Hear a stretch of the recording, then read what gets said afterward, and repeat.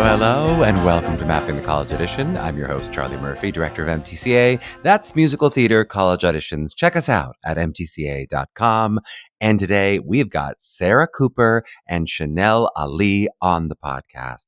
For our newer listeners, in these artist episodes, we aim to explore the paths to success that artists have forged and are still forging, and to tease out how their theatrical training has helped them to blaze that trail.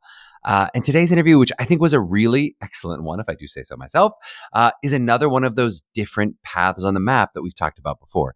Now, for people who are newer to what these artist episodes are, it is really a way to take this conversation a bit beyond the college-only focus and broaden out that idea of education into what people do with their ultimate careers. And as I'm sure is obvious to many, these are all unique paths, right? No two paths to success in this art form are ever the same.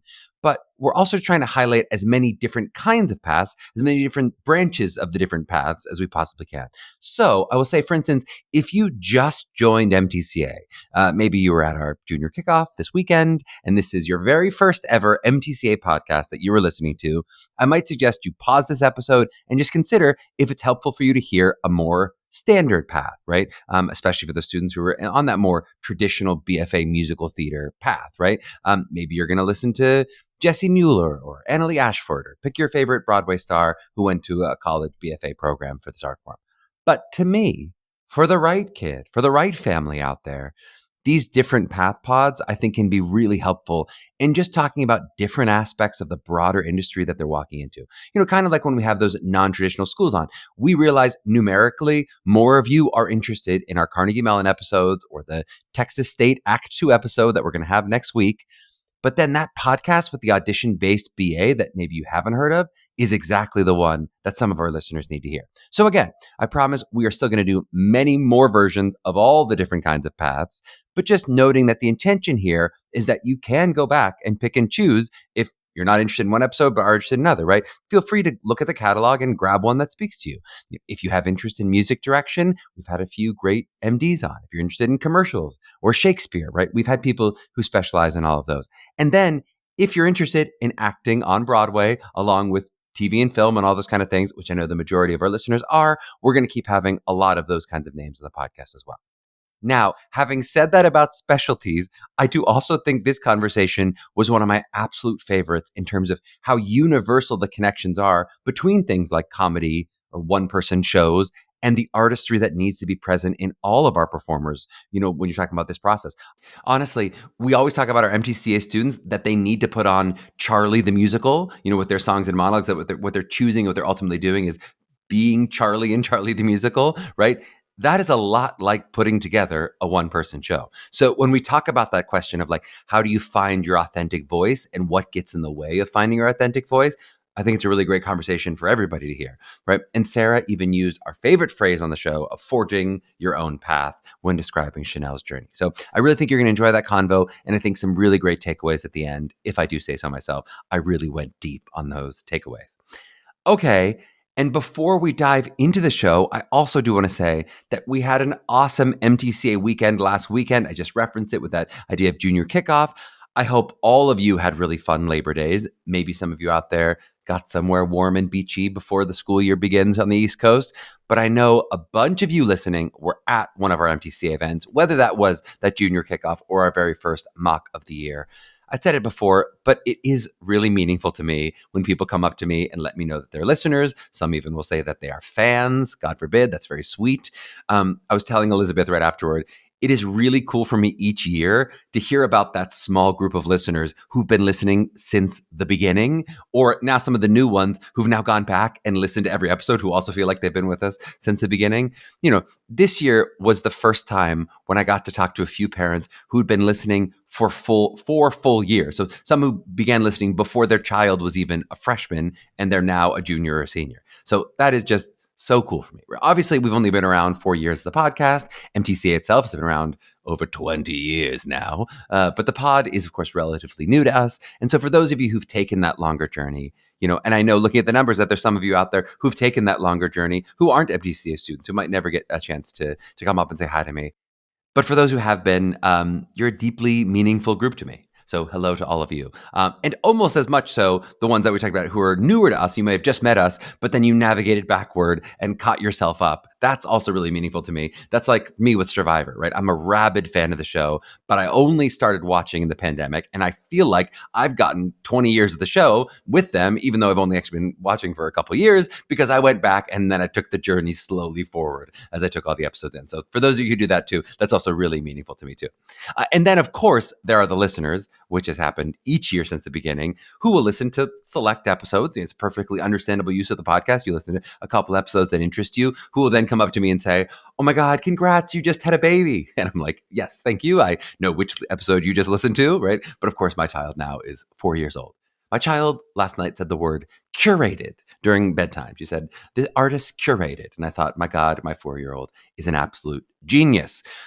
And speaking of genius, let's dive into this episode with Chanel Ali and Sarah Cooper.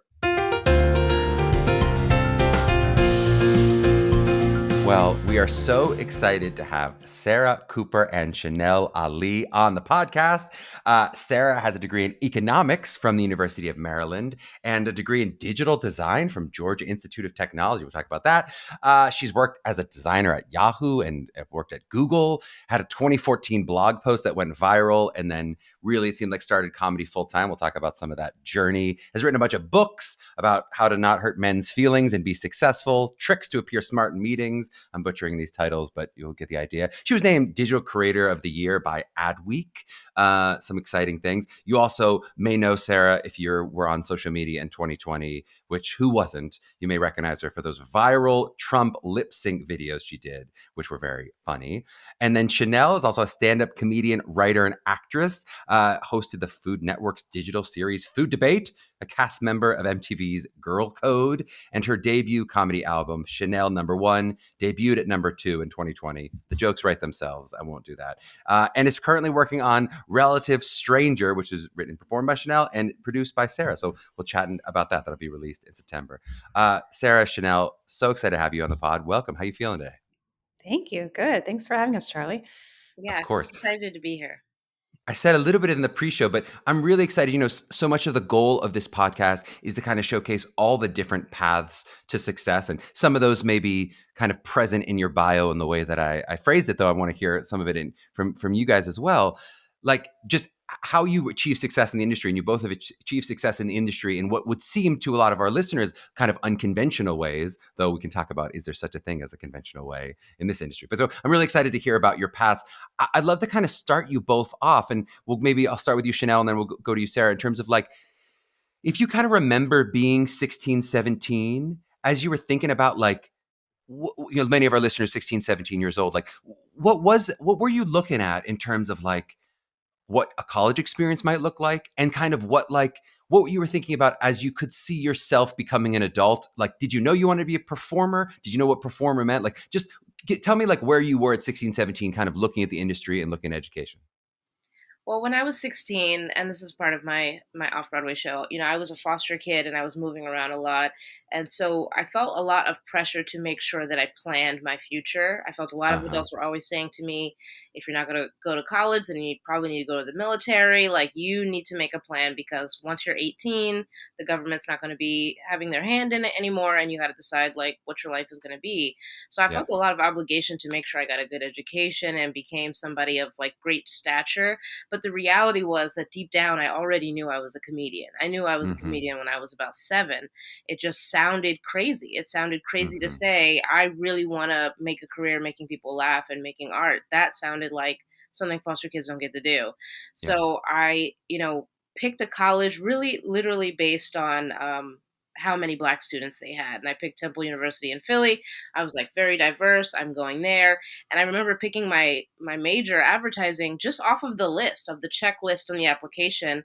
And I just remember thinking about my skills. And I was like, well, I know that I'm funny. I'm a great writer. I think Yep. I probably would be really good at business or communication, some type of marketing. I think advertising just sounds good. And I checked that box. And in a weird way, it worked out great for me, because I took creative writing classes and persuasive writing classes. I took Photoshop classes. I took, marketing classes. I studied advertising campaigns and a lot of creative projects that, even though I don't work in advertising presently, I still think I use a lot of those skills.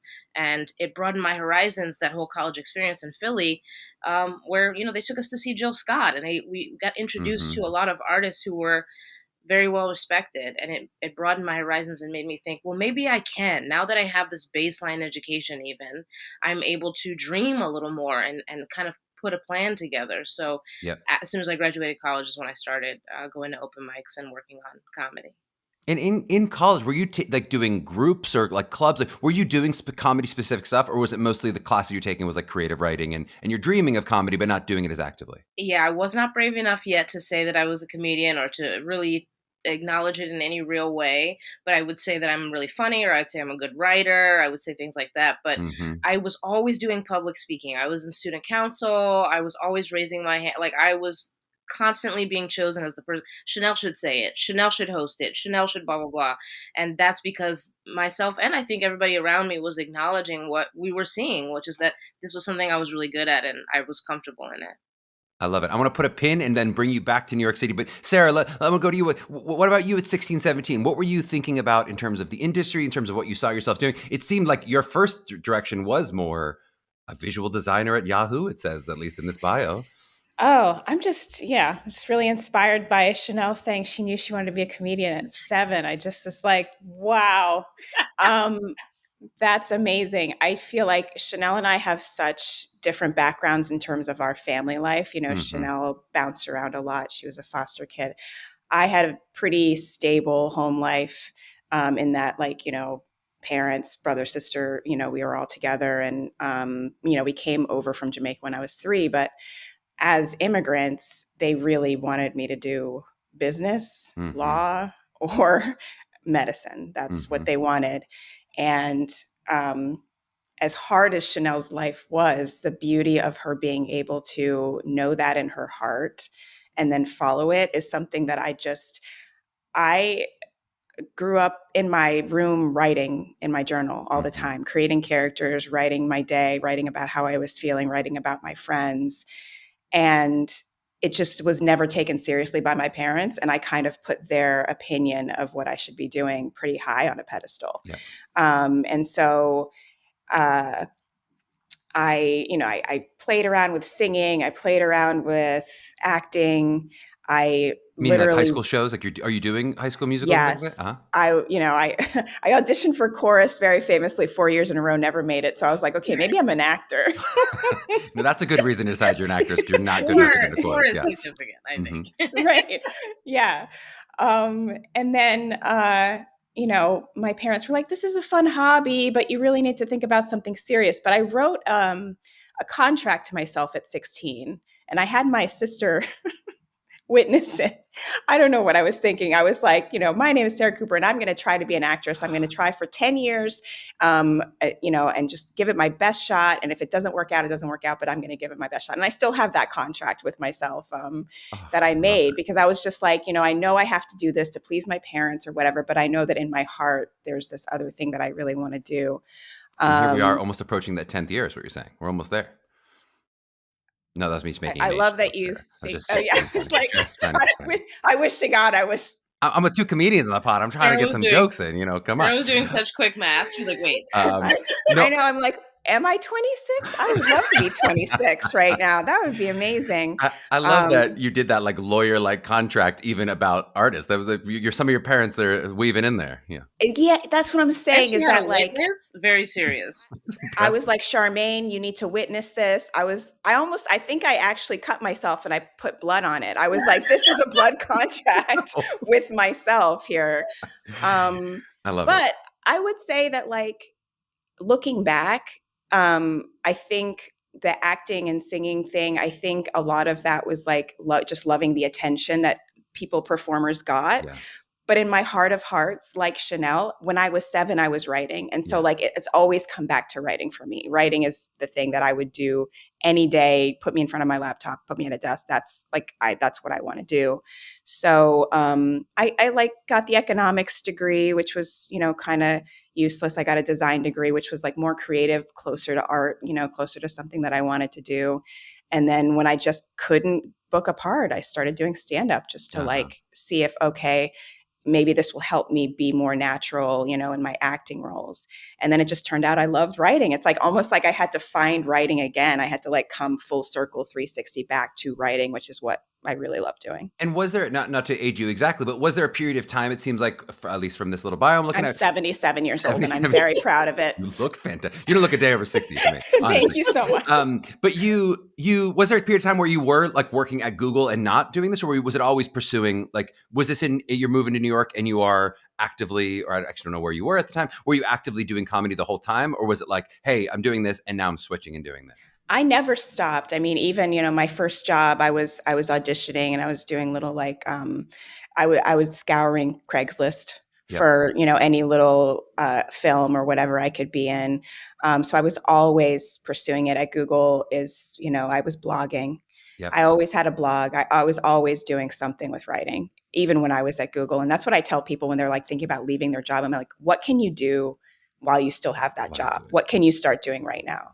I love it. All right, so now I'm unpinning Chanel. We're all pursuing it. We're out of college. I would just love to hear, like, again, many of our guests have not gone to college or have had kind of unconventional paths. Many of them, though, coming from the sort of acting theater world of it into the business, and then I have some classmates who actually now do stand up comedy. Got a BFA in acting and then went to do stand up comedy later. But I'm interested in just like from the more outside perspective, not coming up from the industry, like doing a showcase and getting an agent and being sent out for TV and film roles. Like imagining that wasn't your path in as you're looking at, but you are performers still. Like, what is your perspective of like the industry? Because you're both people who have been on television, you're in the performing arts industry, but I would say like in the subsect of it all, like would be viewed differently than a lot of people, a lot of our graduates, a lot of our students who are coming out and going, I'm going to do Broadway and TV and film and movies. And like, I guess like, what were you thinking about, as a writer and as a comedian? Like, how did you see your entrance in of like, I want to get paid to be funny on TV or be funny in some ways? Yeah, maybe I'll start with you, Chanel. Like, what were you seeing as you were showing up to New York? Like, what did it look like to you? I mean, I started comedy in Philly, so I was still doing comedy there for a couple of years. And in those first couple of years of comedy, I was so convinced that I just needed to get a good set, put it on YouTube, and then Ellen would see it. And after that, it would just fall. This is Ellen DeGeneres is going to see it. I was just like, Ellen DeGeneres will see it. She'll probably call Oprah. They'll get together probably. Yep. And things are going to fall. I don't have it all sorted out, but probably Ellen, Oprah probably is the path, right? YouTube to Ellen to Oprah. That was your version of absolutely. Success. I was like, this is probably how people get discovered now that the internet is a thing. You do good at your art, you post it online. And obviously the first clip I posted, nobody ever saw it. So it was really quick. I was like, okay, maybe it's going to be more involved in this. But I do think that when you haven't studied art on that level and you haven't been to an art school and you don't have a theater degree, you don't know how much work it's going to be. You have no idea how much work you're going to have to put into your personality, your persona, and your artistry. And so to me, I felt like, well, I already have all the skills. I just need to showcase them. In reality, I had to actually devote years to working on the skills. I had to go to open mics for years. I had to move to New York City and grind it out. I had sticky notes on my floor for every week of the day, every open mic, and I would come home after each one and write notes or take the sticky note off if I thought you should never go to that open mic again. And I just built this ladder of trying to get on stage and trying to feel comfortable and trying to show people what I had brought from Philly. I was very convinced that that was the plan, more so because Dave Chappelle did an interview on Inside the Actors Guild, and he said that when he got to New York, it was buzzing because everybody was talking about him. Have you seen this kid from DC? Have you seen that kid Dave who came up? And that was my goal. I'm going to go to New York and make everybody say, have you seen Chanel Ali? Have you seen that girl from Philly? And that's exactly what I did until some opportunities started to hit my inbox, really. It's so cool. Can you tell me a little bit more about like what that training process is? I mean, I guess I can kind of imagine understanding a little bit of the stand-up world of like what the writing and rewriting and editing process is. But were there any like skills as a performer that you're like how are you getting friends to give you notes to be like, all right, Chanel, that was really good, but the delivery, like especially as you're a young person, how are you training? Is it just repetition, or is there some version of like I'm working on these skills as a performer? It is repetition. It's also being very meticulous, recording yourself, taking notes before you get on stage so you plan what to say, making notes after you get off stage to say, what did I actually say? What went well? What did they hate? I read a lot of books. Steve Martin has a great book called Born Standing Up. It was my Bible for a couple of years. I studied, long form documentaries about comedy. Mom's Mabley. I really just ingratiated myself into that world until I had a broader understanding of how an artist comes to be. And also, I think the biggest skill I had to learn was to stop trying to be who I thought I was on stage and to settle into more confidence of who I actually am, and to feel okay with my real self, to feel okay with my ideas and my thoughts, and that they're good enough. That was something I really had to really struggle with in the beginning, because I think a lot of comedians do that. I was cussing a lot. I was very vulgar. Most of my jokes were about porn in the beginning, and now that's just dishonest. And now all of your jokes are about I don't porn. live in that world. Her entire show is porn. Yeah. I'm checking out at Soho Playhouse. I can check it out. Get some tickets. Soho is being edgy now. They want to go really edgy. Yeah. Sarah, I want to throw the same question to you. Like, what was your perspective on the business in terms of it? Now, I don't know if that narrative is right. I'm sure it's from someone's website of, you get the viral blog, and then that sort of was your path in. But what was you sort of seeing the industry of, like, as you were trying to break in as a writer, as a stand-up, like, what did that industry look like from your perspective? I think it was pretty different. Chanel, really studied a lot of things, and I think I kind of wasn't studying. And you can see that in her show. Like, you can see all of this inspiration in her show, which is part of the reason I love it so much. I didn't know what the hell I was doing. I really didn't. I think I was chasing fame a lot, and that was ill-advised. I advise everyone to not chase fame, but to chase the thing that you just are going to do, whether someone asks you to do it or not, whether someone pays you or not, do that. And I think, what is chasing fame? Like, because I guess for much of our audience, it would obviously be like, I'm a Broadway star. Like, what is is chasing fame like a Netflix special? Is it like, what is the feeling of like, I want to be famous as a comedian? What does that look like? I think it's when you're scrolling Instagram and you see someone has booked something and you get very jealous of the Instagram post, but you're not jealous of how hard that person worked and what they have to do every day to get that Instagram post. And so it's like, how do you want to spend your day? Like, literally, how do you want to spend your day? And I think a lot of times people are like, they don't understand that if you don't love the process of writing, then you're not going to be right. If you don't love the process of acting, if you don't love what Chanel had to do in terms of going to open mics and getting people to actually know what her name was and say, have you seen this girl Chanel? If you don't love that process, you're not going to do it. And it's just, even if you do get famous, it's going to go away because you don't like the process of doing it. And I think for me, I really was like, how do I book a huge part. I wanted to just book a huge part. But in a TV show? Is that what? In a TV show. I was auditioning, and I got 2 episodes on Army Wives. And literally, when I want to say this is how clueless I was. I did this audition, I booked this part, and I still was like, what is Army Wives? Even after I booked it, I still didn't know what exactly I had booked. Are we in the Army? Are we? What is this? Army Wives sounded like a reality show to me. So I was like, I did the audition, I booked the part, I'm driving to North Carolina where they shoot, and I'm still not even sure what I'm doing. Too funny. And so, I think I really didn't have an understanding and appreciation for the life of an actor. And, I did an off-Broadway show, The Wanderers, written by Anna Ziegler, a few years ago.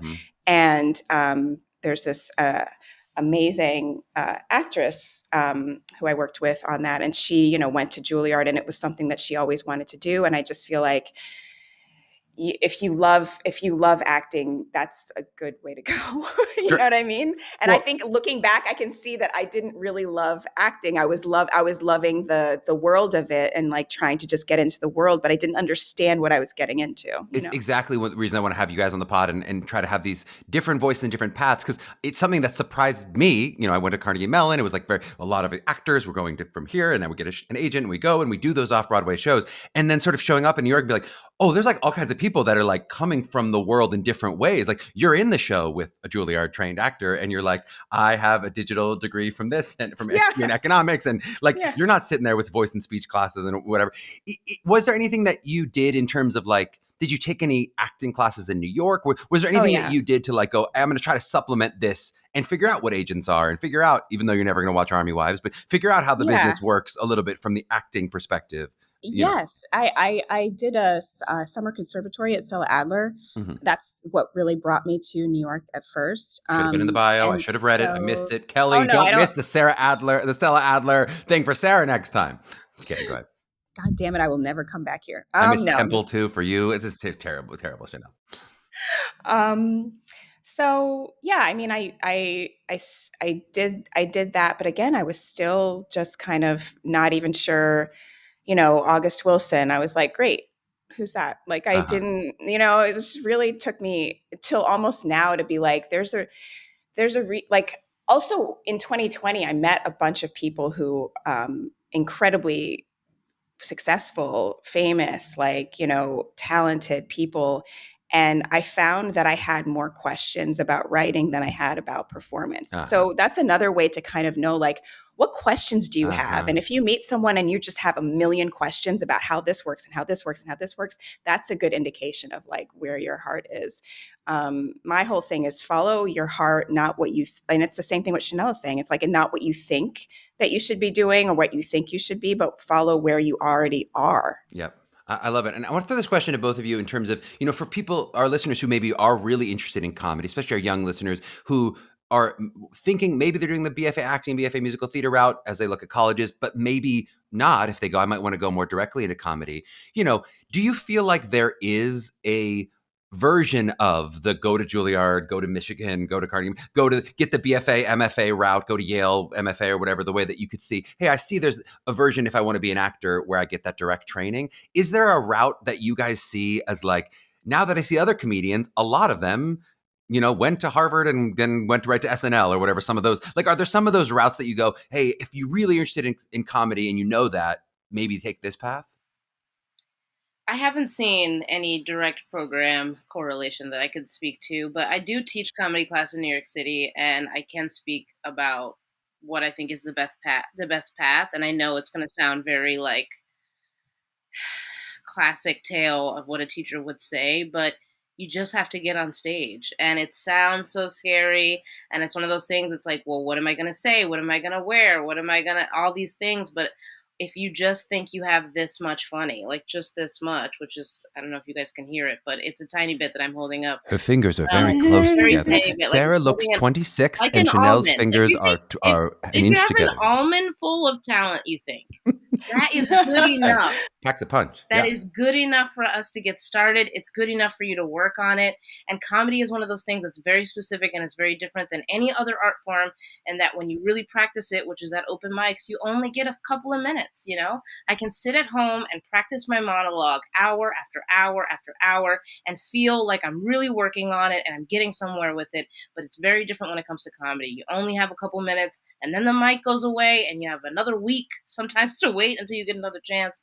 So take those minutes very seriously and write and be meticulous about rewriting and don't throw anything away, because as you gain more skills, you can come back to things and make them great. Mm-hmm. Yeah. Yeah. A lot of times you don't, there might be something that you want to say, but you don't have the skills yet to craft it in a way that people can actually hear it. So it takes that time. It's like you have the raw material, but it takes that practice to get to where you can actually share that material in a way that people will hear it.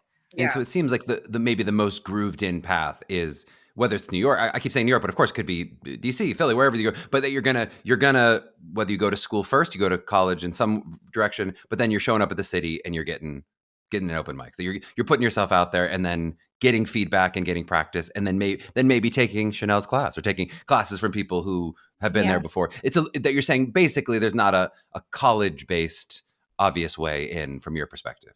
Like Emerson now has like a comedic arts program they started a couple years ago where it's like you can study it. And so I wonder, I mean, this could be different 10, 15 years from now, that there are more, college-based versions of it. But certainly from my perspective, I haven't seen a grooved path where I'm like, oh man, all the comedians go to Boston University or whatever. I would love to draft up a college major or a college curriculum, but it would be wildly inappropriate for most college campuses. It would be all porn based. I know. I've heard about it. Like, we don't have the liability coverage, I don't think. Yeah. But that's because that's what I think, like, makes a great comedian or a great artist is living and having perspective and being worldly, because you've done a lot of things and tried things and had to confront things about yourself. So it's one of those things where it's like, I think my greatest teacher in all of comedy was probably traveling and meeting new people and just having to learn who I am in front of people that I'm not comfortable in front of yet.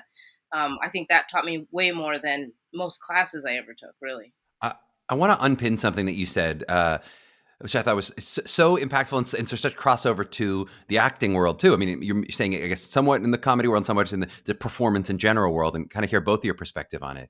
You mentioned this idea of like early on, I'm going to misquote you a little bit, but that so much of what you were doing was who you thought you were supposed to be, or who you thought you wanted to be, and then you kind of tried to find some of your authentic voice. I mean, that's so much of the advice our young actors get is like, please stop showing up with your representative or who you think these schools want you to be, or who you think these agents want you to be, or you're trying to be a certain type. It's like we're interested in who you are authentic as a human being. If it's possible, can you talk me through a little bit? What was the process for you of stripping away what was inauthentic and finding what was authentic for you? For me, I mean, it's closely related to my show. I had to really kind of get into this autobiographical kind of mode where I had to decide, and I think I also learned this from taking acting classes as well. If I am a character and this is my story, why am I made up the way I am? Why do I do the things I do? Why do I have the relationships the way that I have them? Why have I experienced the things that I have? And I think once I was able to dive into that and acknowledge, like, a lot of these things were set up for me to speak up for myself. A lot of these hardships that I encountered gave me a point of view, gave me a real sense of confidence instead of like a faux confidence we get when everybody gets, a trophy, no matter if they win. And so to be more authentic, I had to really learn how to love myself and appreciate the parts of myself, which on a surface level can seem like a flaw, to be a Black woman who always has something to say, who maybe is going to make a joke that's inappropriate. Those things can easily be turned and somebody could make me feel like those are flaws in my personality.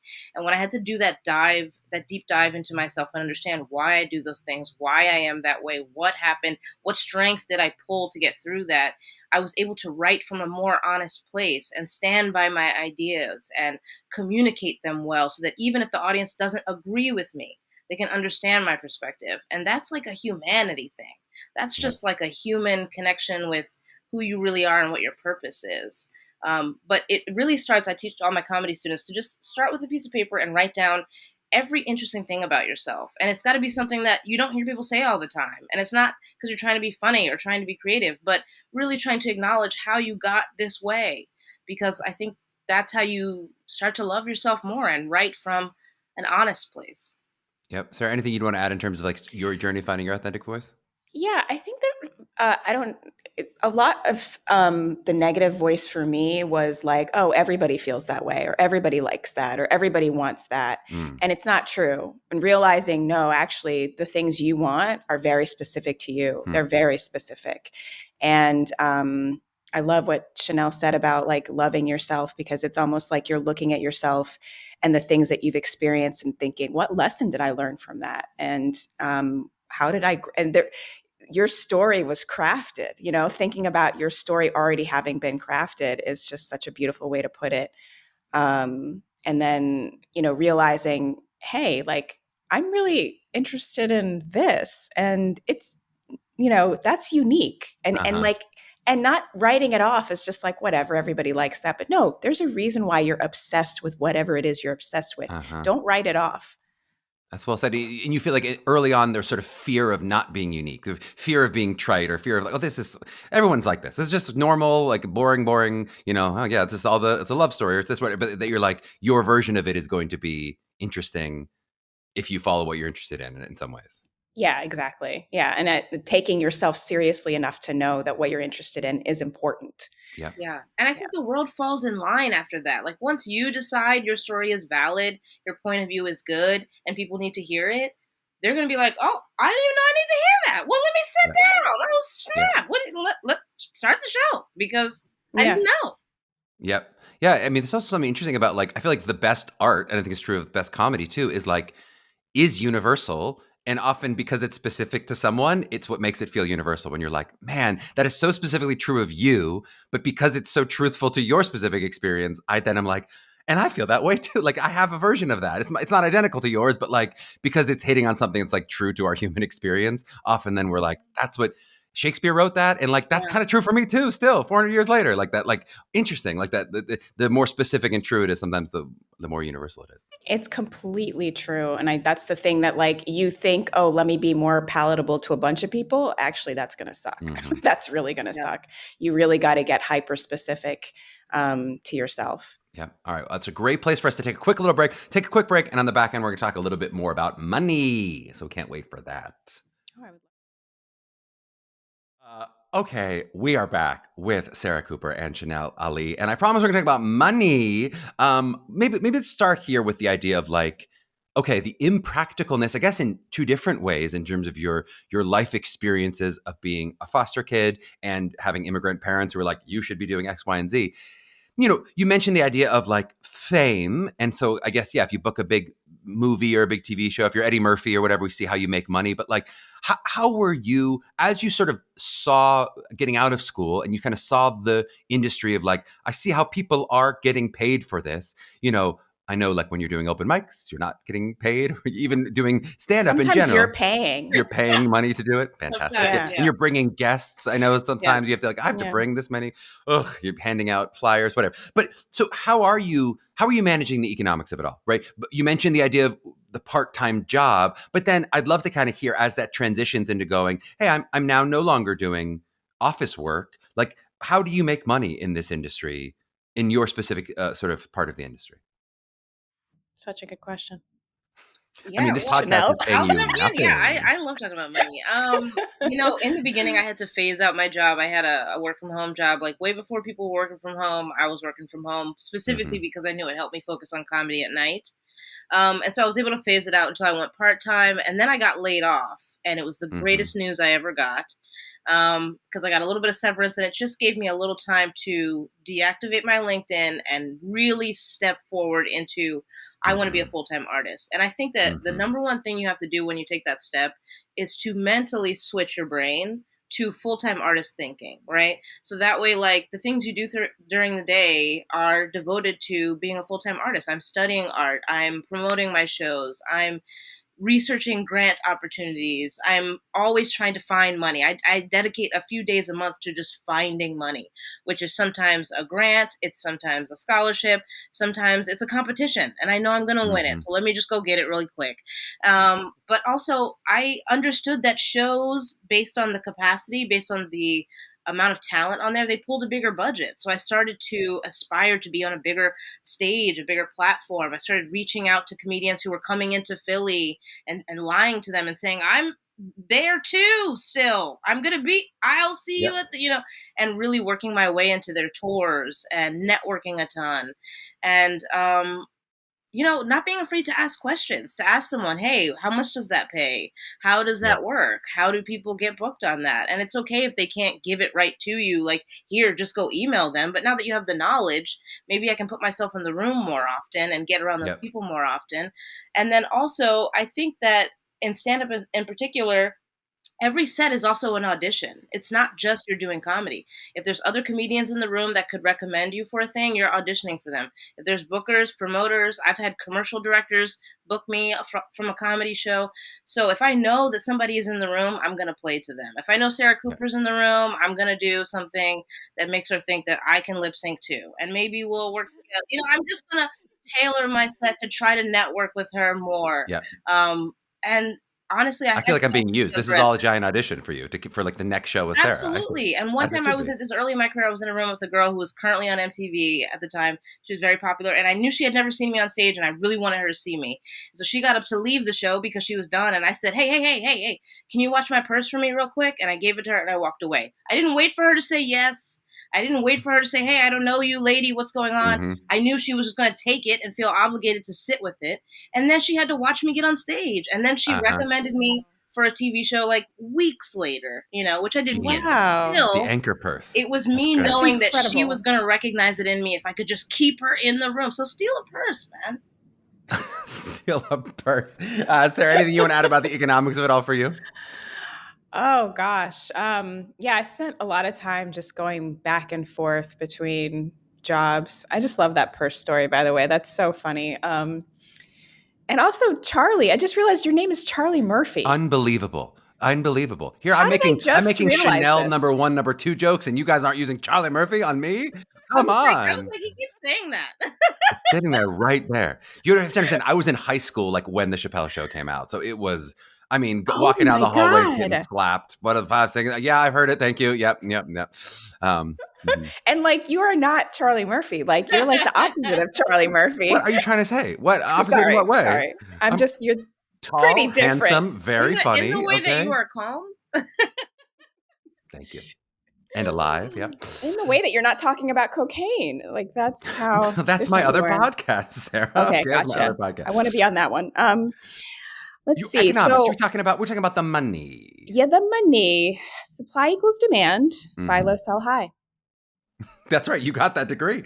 No, but wait, a little bit, just because we haven't had this on the pod in terms of like, with the tours, I have a little bit of understanding of this in terms of like, so did you guys do like the colleges? Did you do like popping around and making $200 here and then you drive over there and you make $200? Like, did you do any of that? No, I've done a few colleges, but they've always been like for a headliner who was very famous, and it was like very like Mercedes van, Sprinter van type thing. But no, I did a lot of random things, club gigs, independent shows. Sometimes you'll have a showcase. Corporate gigs sometimes paid well. I mean, comedy is one of those things that it doesn't really matter the type of event. They often want to try to squeeze a comedian into it. Yeah. So it just really becoming somebody that they could call and know that would do a good job. And then you could negotiate higher and bigger and better and demand more. But yeah, it's a lot of independent shows. Independent shows still pay a lot of my bills, honestly. Yeah. And it seems like, and I think you said a version of this, but it seems like a lot of the open mics or a lot of the stand-up you might do at night is more practice and auditions as opposed to paying a lot of money. I mean, not when you're doing a show like this, where you're getting paid, but early on, it's more of a... Ideally should only be doing open mics for a few years until they get to a point where they're making money, and then they'll go back to the open mics if they need to work on something or if they just don't have a lot of stage time. But it's one of those things that like over time starts to phase down. So if at this point, if me and Sarah Cooper, if we decided to go to open mic, they would be thrilled to have us. We wouldn't have to buy a drink. They would be really excited, but we probably won't go because we're really busy. And I'll say, it's one of the things I learned also, Sarah mentioned, she was in a show with a Juilliard trained actor off Broadway. That certainly happens. But though likely the Juilliard trained actor has a little bit of an edge auditioning for the Broadway show, the place where I was sort of shocked and almost offended as I came to New York was like the commercial world. It feels like the opposite is that true, where comedians have such an edge coming into the commercial that like I literally had to do UCB. My manager was like, you better do some UCB training so you can even get into these commercial auditions, because they'd rather see improv 101 versus a big fancy BFA or a big MFA in terms of, even though I'm like, I am trained to truthfully portray this commercial actor. I spoke about this the other day with a friend who also does a lot of acting. She's like classically trained. And I was talking about the fact that I've booked a lot of commercials, and she was asking me like, well, what do you do? And I was like, I usually never say the line that they want me to say. I almost never say that. I usually try to read the whole commercial, get an idea of where they're trying to put some humor. And whoever wrote that commercial is not as funny as me. They don't know. Ain't that the truth? Where humans really... So often they're not looking for an actor. They're looking for a better writer than whoever. Absolutely. That's right. I noticed that. I was like, oh, I should just be funnier than you're being. It's supposed to like truthfully honoring what August Wilson wrote. I really, no, you're like, no, that's not what this is. This is not, this is. It's almost like the training works against you in some it of does. those situations. It feels wrong to cheat. I'm like, that's not my line. What am I doing? Yeah. Like, no, cheat. Say my line. Yes. Yeah. One of the biggest commercials I booked, I was laying in bed when I got the audition and I read it and I was like, that's a terrible line. And I got up and I said something completely different, got back in bed, booked it. Wow. What a life. Yeah. In and out of bed. I was like, who wrote this? This is a good idea for a commercial, but the writing is terrible. Yeah. The writing's like AI, like a little suggestion of something, and then you be fine. A lot of times it's marketing that like comes in and tries to make it something that it isn't good. Yeah. Totally makes sense. Okay, the other thing I wanted to throw out there, you're about to do a show. I guess it's about to premiere probably a week or two after this episode airs. We'll probably get released in late August. Is there anything, I imagine you didn't take a lot of like vocal health classes or things like that, but is there anything like training wise as you do a show? Like, do you do vocal warm-ups? Is that stuff that like from the acting world, is there anything that you're pulling of like, because you're going to be speaking a lot. Doing a one-person show is like an athletic achievement. Like, do you do that for yourself of like the way a Broadway actor would be like, I'm about to do my show. I'm in my steamer. I've got my, like, is any of that stuff that's in your life? It's not that extreme for me because even in my comedy like life, sometimes I have 4 or 5 shows a night and I am on stage already for an hour or two, sometimes multiple hours if I'm doing like a standard club weekend and they have an early show, a late show, whatever. So I am used to projecting long term. But the show is very different and it's emotional. There are times when it's not funny. I'm doing way more acting than I ever do in my stand-up. Yep. So I do think that the first time I did a long run, I had to really like meditate a lot more and make sure that I was shutting down social media and saving my energy, stretching, making sure I was limber. I studied a lot of one-person shows. I love John Leguizamo's Freak and 700 Sundays by Billy Crystal. So I did a lot of research. And also I've done like extended runs before at the Edinburgh Fringe or at the Melbourne Comedy Festival. So I've had a few kind of iterations of this night after night, show after show. And the first time I did it, it was a roller coaster. I was like, oh, this is amazing. This is nothing. This is amazing. I have nothing. This is amazing. What am I doing? And I think if you can get over that hump of starting to understand the process, and every performance is going to be a little different and every emotion that you're feeling in your body is going to play a part in your performance. I think you can give yourself more grace to understand that like the average is going to be good if you've put in the work, And I've been working with the director. I've had to do like long form rehearsals, lighting, tech rehearsal. It's been a labor of love, but it's been really, really, really fun. Yeah, to learn all that stuff. I mean, it does feel like I'm trying to add this piece into the puzzle of what something that's a little bit different, even though it's not completely different. But like, it seems like even the lines between like what is a comedy show versus what is a one-person show is like really blurred. Like, what is Oh Mary versus what is like a Mike Birbiglia, Old Man in the Sea or whatever, Old Man in the Hat or whatever that one was. But like, I'm like, it's funny, but it's kind of like just a story. It's kind of a play. Alex like it's Edelman and Alex Edelman is another great example. Yeah. And I felt that way about like John Leguizamo's Freak. A lot of people say it's a one-man show. I feel like it's a theatric event. I don't even know how to even label it because it's so many things. It's the best parts of art combined, And does that feel like that's what your show is too? Is like a little bit of a one person play, but also there's comedy in there. And, and I know that can be a little difficult because we want to put things into a category and say, well, what is it? And I'm like, what if it's an experience? What if it's all of your favorite parts of art and humanity and humor rolled up into one thing that is really easy to identify because we're talking about family and life and something that we can all connect with. So it's a theater event, I would say. And Sarah, tell me a little bit about you're producing this show, yeah? I am. And I think that's the beautiful thing about art and being an artist. And a lot of times I'll have people come and ask for advice. But what Chanel is saying is basically like when you're an artist, everything you do becomes a path that you have had to create yourself. So I can't tell you what your path is. You have to create it for yourself. And Chanel's show is kind of like a full expression of her. It's like it starts from her heart, and then these words come out and they tell the story the way that only she could tell it, because it's she's using her own experience and her own life to create this arc and this story. Um, and so, yeah, I think that's the cool thing about what's going on with solo shows right now, is that they are such an expression of who the person is as an artist. They're not following any specific sort of like, well, box. They're not trying to fit into a specific box. And I saw Chanel's show earlier this year, and the things that she's talking about, a lot of them are so heart-wrenching, because she's been through so much, but she does it in a way that you don't feel sad for her. You feel sad with her. You feel like sad for yourself and the things that you've gone through in your life. And I feel like that's what's come through with this show, and that's that everything that she's been working on for the decades that she's been thinking about comedy, is that she's been able to put it together in a way that people can digest it and feel and see themselves in it. I love it. And so that's what I love about it. I aspire to do something like what Chanel is doing with this show, in terms of talking about my story and my life, because the way that she talks about family and her mother and her foster family and her father and everything that's happened is such, I don't know, it's such a celebration of relationships. And, she forged her own path.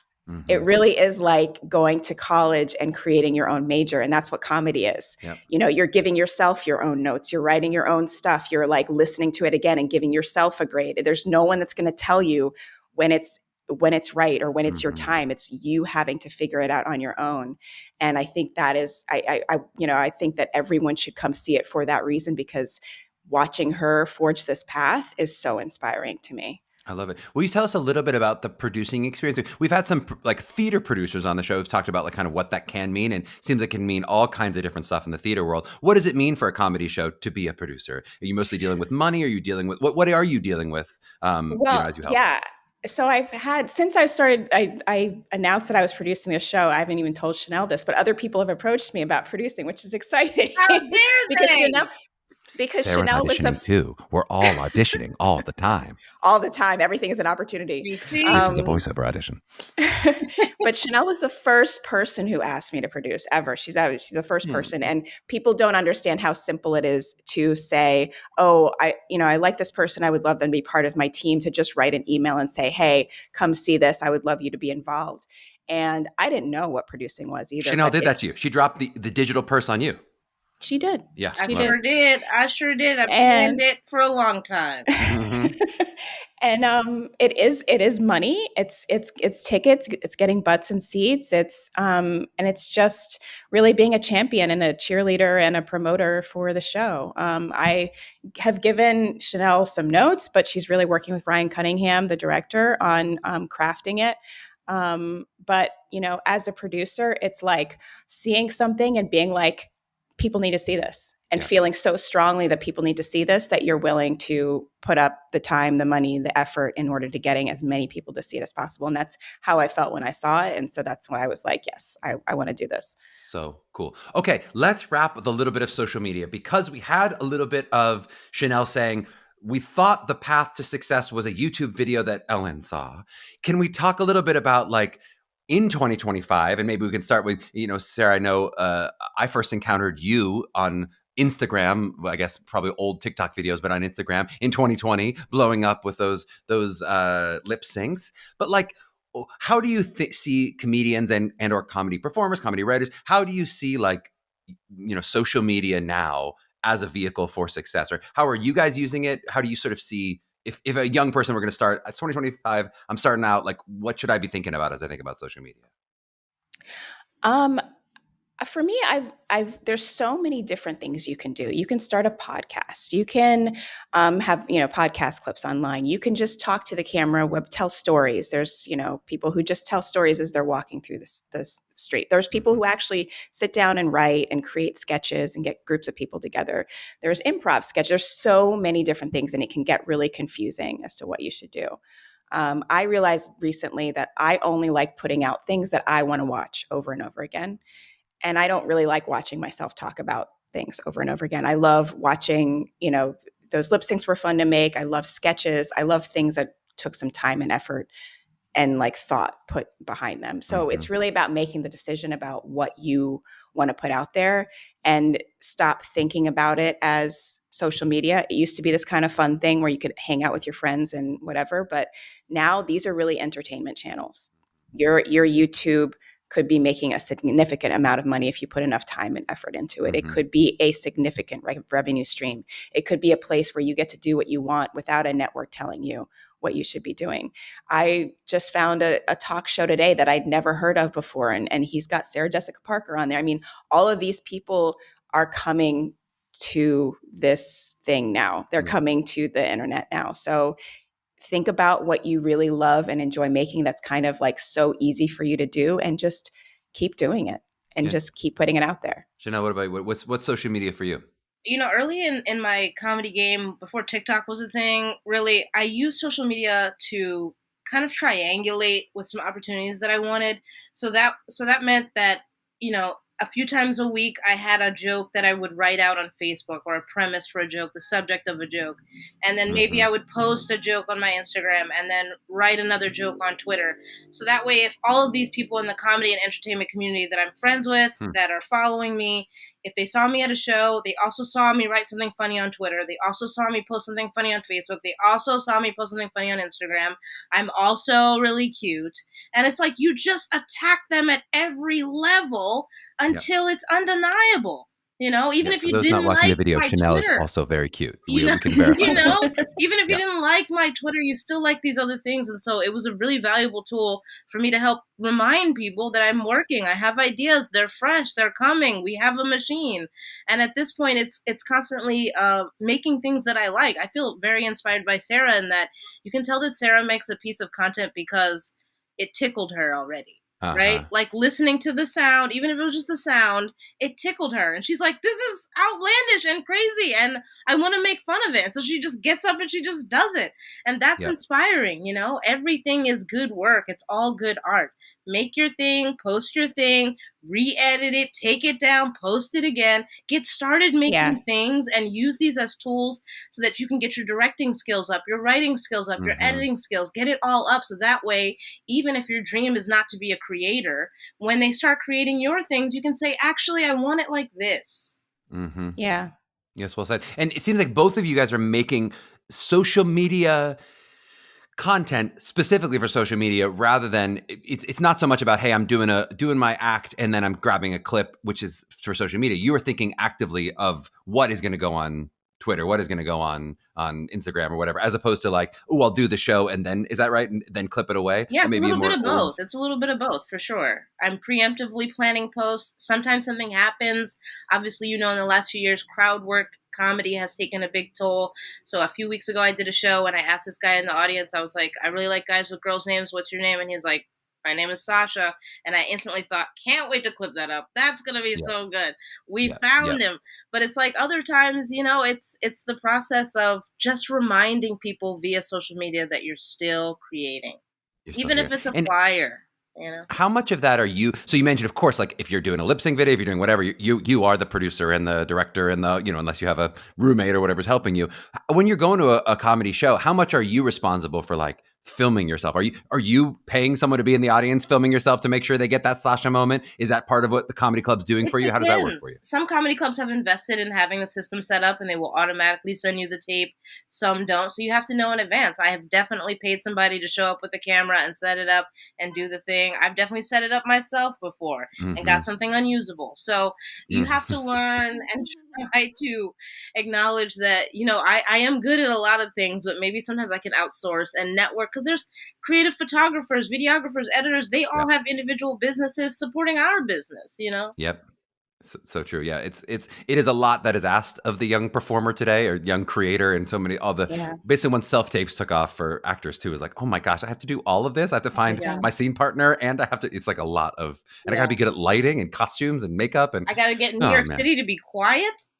oh man, ain't that Yeah. the truth? Yeah, though I think a little New York City ambiance in your video, it just makes it feel more real. It's a little gritty, a little fire truck in the background. I'm into it. Keep it in. You guys have been so wonderful and generous with your time. I just love to wrap with, with all the stuff we're talking about, if you imagine a 16, 17-year-old today who likely knows they want to be a performer in some ways as a listener, do you have any advice for them in terms of just like how they can become a young Chanel or young Sarah? It's like any advice for those 16, 17-year-old listeners in terms of what their next steps should be? My advice is to hold on to the fact that you are here for a reason, that you have a purpose, and that every day you can get closer and closer and closer to it, whether it's large steps or small steps. Um, your dreams are attainable, and I want you to find strength in the idea that you will figure it out. It's okay that you don't know the whole path. Take one step toward it, and then you will figure it out.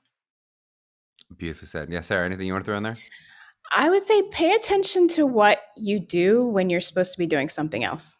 Like I would say, a lot of times you are like, I got to sit down and I got to write, and I got to do this, but I was in meetings at Google and I was just watching people what they were doing. And that turned into my first book. I was supposed to be paying attention. I was supposed to be like, listening to the goals of the quarter or whatever. But instead I was like, oh, that's weird how he's writing that on the board, so that's to me, that's kind of a secret key of like where you should be is where you naturally go when no one's watching and no one's telling you to go there and you don't feel any pressure, but it just kind of where you're pulled. So pay attention to what pulls you. Oh, that's such great advice from both of you. And Thank you for the time. quickly say, also pay Yes, attention please. to who's around you. If you don't have friends and or family saying you can do that, regardless of what you're talking about, you need other people around you. You need to shift that energy. I love that. And we know if we can all go to see Relative Stranger, which is going to be at Soho Playhouse. Chanel will be on stage. Sarah will be there getting butts in seats. Yes. Thank you for the time today, guys. I really, really appreciate it. Thank you, Charlie Murphy. Thank you, Charlie. Yes, yes, yes. I love that conversation with Sarah and Chanel. My humor even got received a bit more as the interview went, right? It's always tough throwing out a joke on a virtual interview, especially with two people that you're just meeting. And I've come to learn that I do think people come and think of me as like a very sincere seeming person if you're just meeting me, which of course that's a source of a lot of my best humor. It's my dry humor, but you never know when it's actually going to land or not. But I really enjoy getting to chat with both of them. I think there's a real genuineness to both of them. I think it speaks really well of that conversation about authenticity we're going to talk about in a little bit as we dive into the takeaways. But it was really fun to get to chat with them. I talk about this a bit in the intro, or I have in the previous sense. I haven't recorded it yet, but whatever. I talk about this in the intro in terms of highlighting why this path with two comedians, and it's really interesting because it is both a separate path to a different industry. And, comedy really is a different industry if you're talking about like a Netflix special, right? But it also really isn't that, right? Like to the point of, we talk about commercial auditions or TV shows, it's all one mixed together industry for those people, right? Or even this one person show that Chanel's doing. Like, where is the line between acting and comedy when it comes to those performances?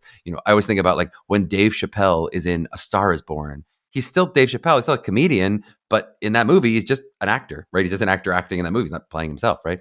And maybe that's obvious to a lot of people. And I've probably made it too many times on the podcast and in these takeaways about the different industries and the way they overlap. But I think it's something that like genuinely surprised me when I entered the industry, even coming from one of those BFAs and being relatively well-informed, I think relatively well-prepared, but just sort of, understanding how the industry was going to see me coming from Carnegie Mellon and what my training was and what it wasn't.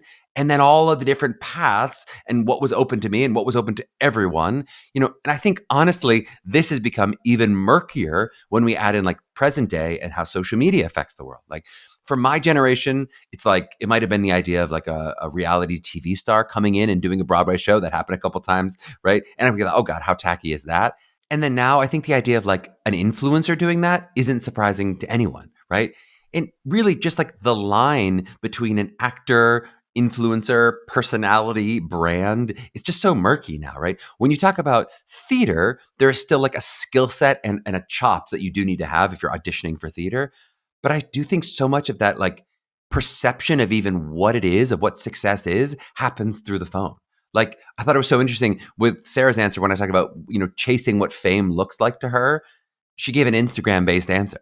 Coming up through when I was 22, it would have been so clearly the idea of like booking a big TV show, booking a pilot at the time was like the big thing of success of what we all wanted as we graduated from school. And then there was like the other path, which is like what I wanted to do, which was like gritty off Broadway theater and Shakespeare, which then as like I grew as an artist, eventually that's going to kind of crystallize into like distilled classical text in a modern universal way. Like that's what I would want to do if I'm just like giving my own druthers, right?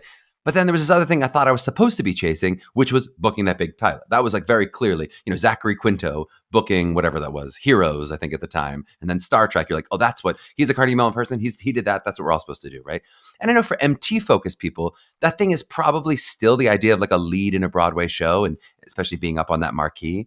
But I'll bet for a lot of our young students, and I've seen this a lot, especially in the past couple of years, there's a more confusing and digital version of that dream too, of like what it is to be a star, or what it is to get fame. We've talked about it before, but like people would go gaga over the idea of what Derek Klena is, but their experience with Derek Klena fandom is like only via YouTube or only being like TikTok clips sometimes in some cases, which I think is really interesting. So again, that's like a really long, wide-ranging answer to the idea of the different paths and why we have them. But I do think, those ideas of like intersecting paths, intersecting industries, and what that means to sort of form the landscape in terms of how they intersect and how they're separate. I think it's helpful for folks because I do think it was genuinely a bit opaque to me when I was 16 or 17. And I think that's true for a lot of 16, 17-year-olds today. I think it's true for a lot of 18 to 22-year-olds who are in college right now.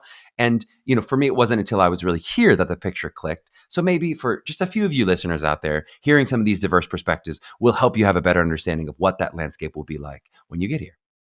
Okay, also, I have to do a little mea culpa for the episode before we dive deep into the takeaways, just to say, it was my intention, and it is always my intention, to read people's college education into the record as part of their bios. So just know that if I ever neglect to do it, it's an error. I want to do it, right? We're not trying to dodge anyone's college or not reveal it, right? I know for our producers, when they do the research and they prep the interviews, it's not always a readily findable piece of information, especially if the guest didn't go to a BFA at MT, so it might not be right there in their bios, right? But then it's just an error on my part when I forget to check in with the guest and verify that piece of information. Ideally, I'm going to say, oh, and if you don't mind telling me, where'd you go to college before I read it out there? But like with Chanel going to Temple, I wish that had been in there. I just missed it. So we won't always know or necessarily include all of the non-college stuff. So I was kind of joking with Sarah's summer at Stella Adler. We wouldn't necessarily know that. But with college education, I do try to get in there. So just want to be helpful to you all to know that data point, we're trying to put it out there to be consistent, even when it's maybe not as relevant or is very relevant.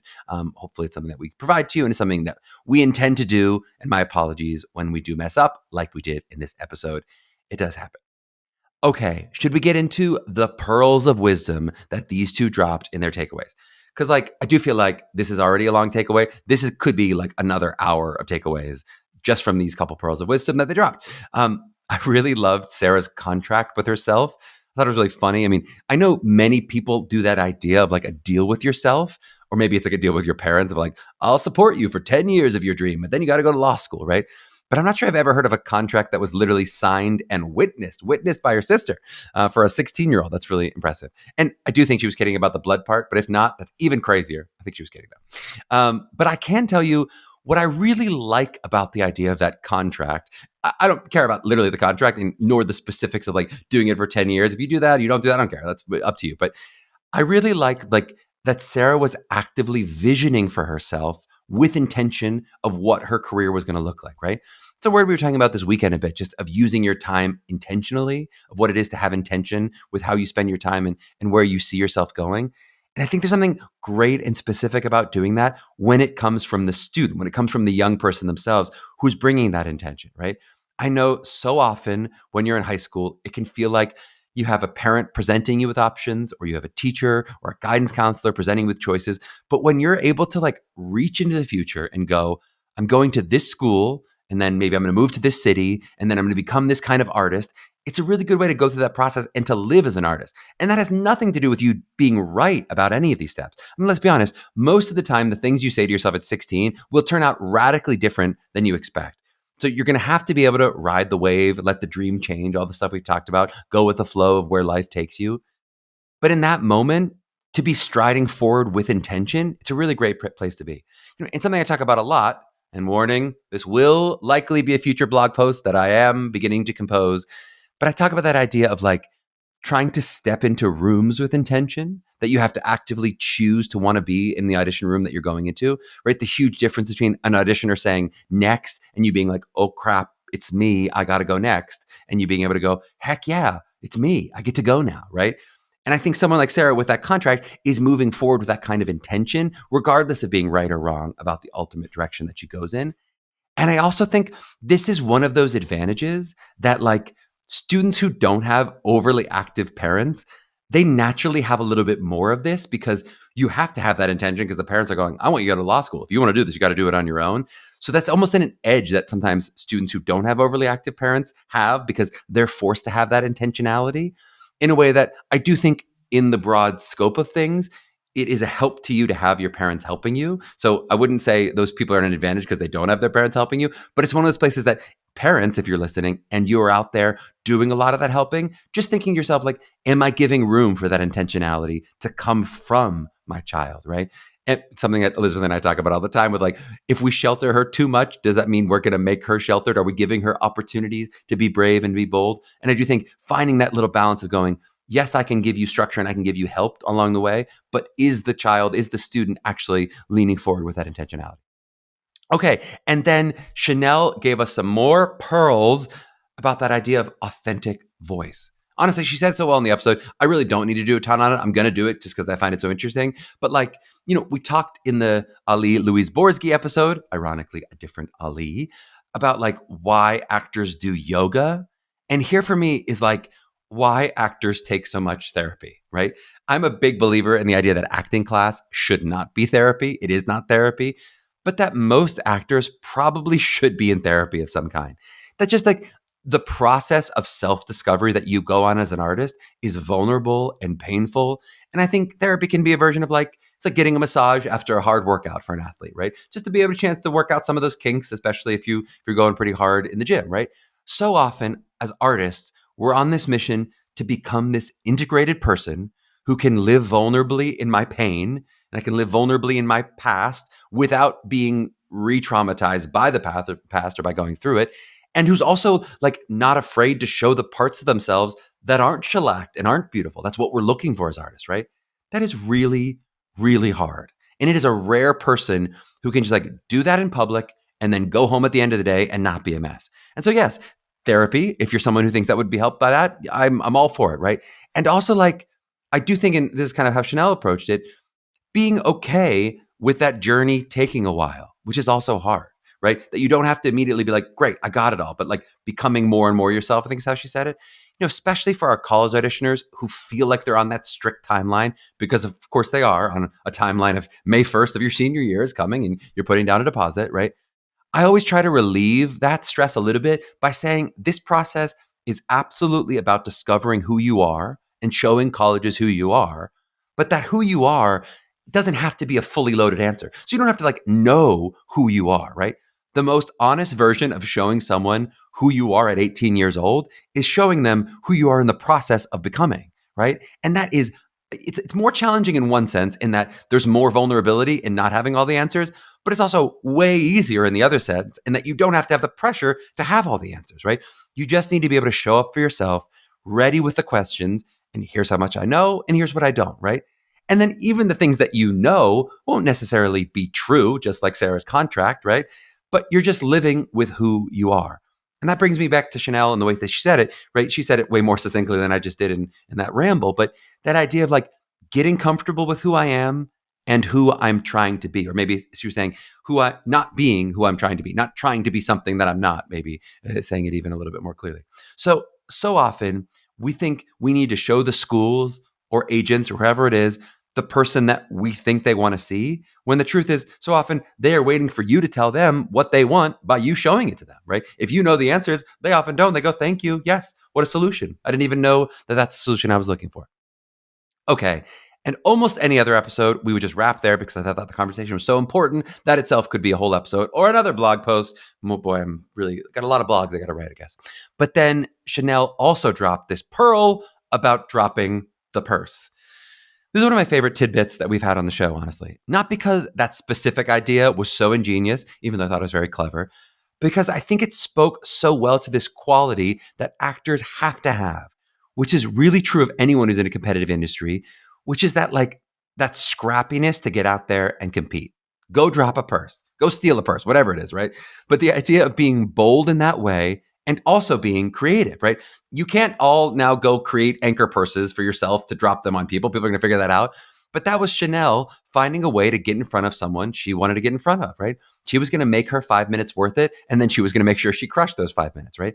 That's a big part of this industry. As much as it's changed so much with the mediums over the past, however many years, right?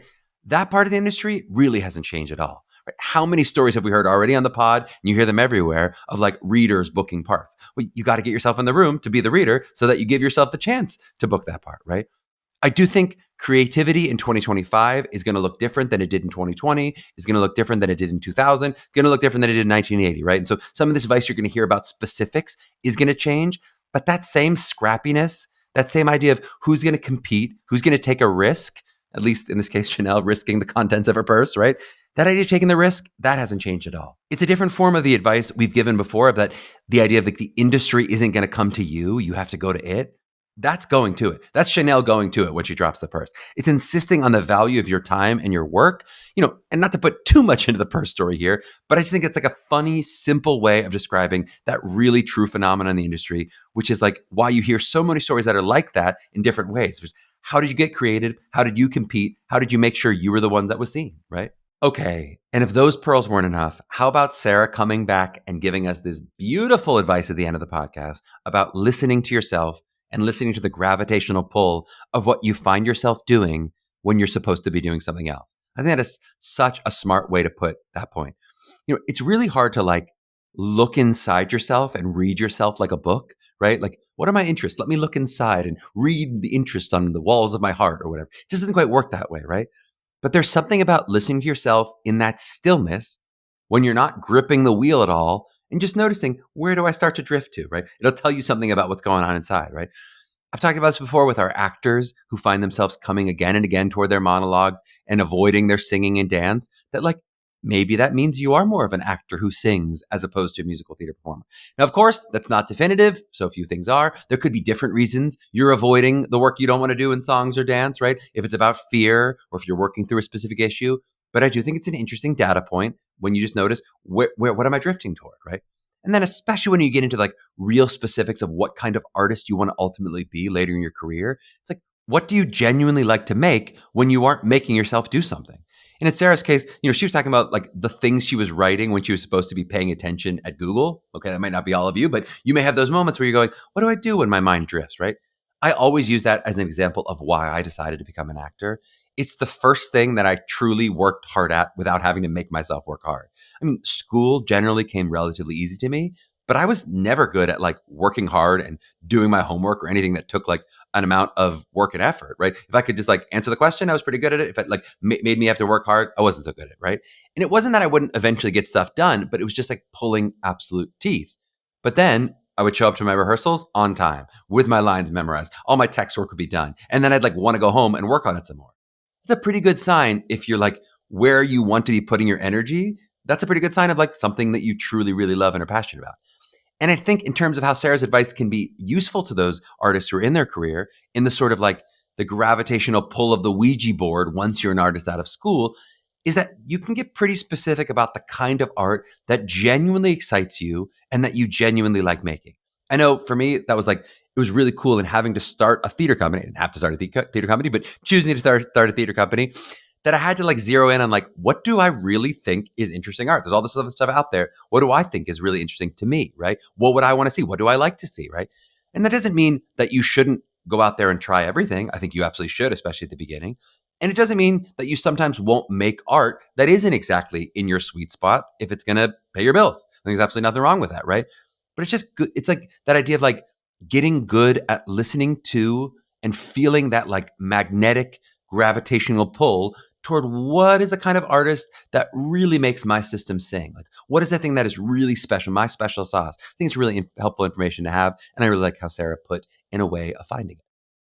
All right, that's it for another episode of Mapping the College Audition, 1 Million Takeaways Edition, produced by Meghan Cordier and Kelly Prendergast, with social media work by Jordan Rice.